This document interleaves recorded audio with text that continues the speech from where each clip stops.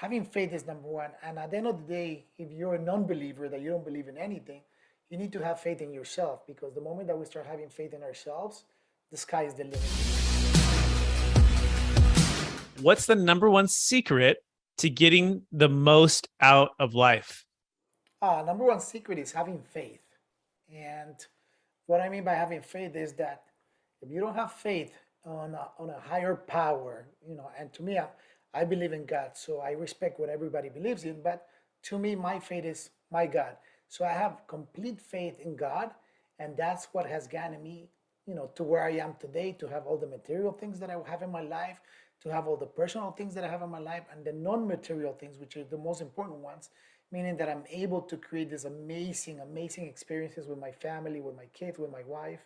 And that is the only thing I could ever leave behind. So having faith is number one. And at the end of the day, if you're a non-believer that you don't believe in anything, you need to have faith in yourself, because the moment that we start having faith in ourselves, the sky is the limit. Got it. So number one is having faith in God, a complete faith in God. Number two is having faith in yourself, believing that you can do and succeed and be successful. Is that a fair summary so far? That's exactly the same. And you know what? That one of the things is, and I always put this example is when I was in the Marine Corps. In the Marine Corps, they break you down so much into believing you're not worth it at all, and then from there they bring you up.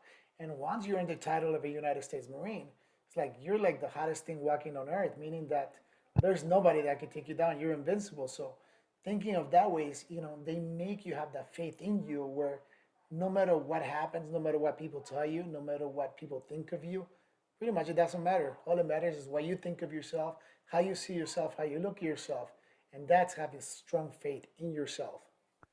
Excellent. I love that. Thank you for your service, by the way. And that is a great insight. They break you down and then they bring you back up, and they mold you to have a strong belief in yourself and your abilities.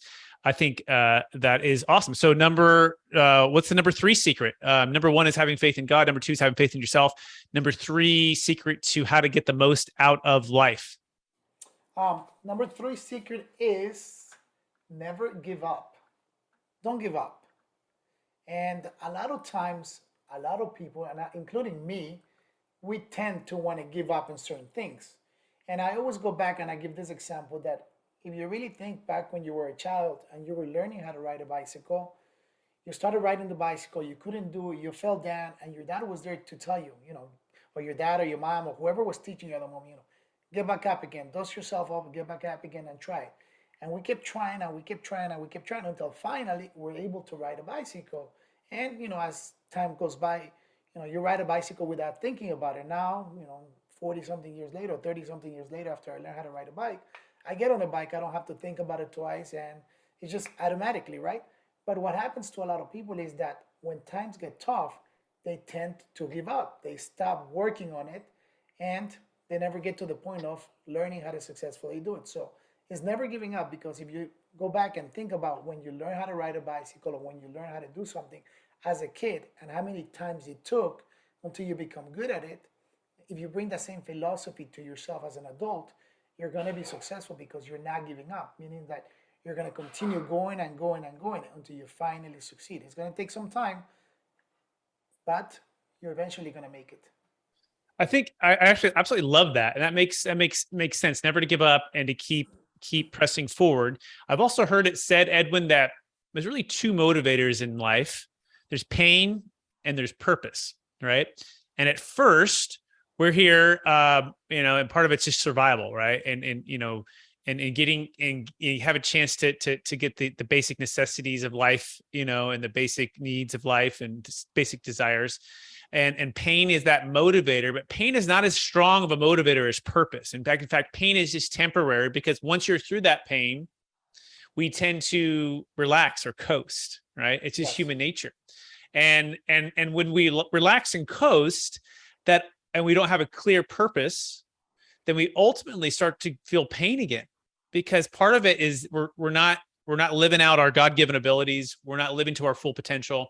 And all of a sudden we're finding out that, wait, just because I'm out of pain and I have, the food and maybe the nice car and the home and the, safe community and good education for my kids, it it can feel empty because it's just so external, right? It's so Yes. external, and versus the internal things that really drive us, which is purpose and meaning and our faith, right? And our building our character and all of the things that move us to purpose or something beyond ourselves. So talk about that correlation. And I want you to go to a place in your life, Edwin, when you were in the pain, but then you moved to purpose. And what was that kind of that tipping point for you? What's that story? What's that moment or that season of your life where everything changed for you?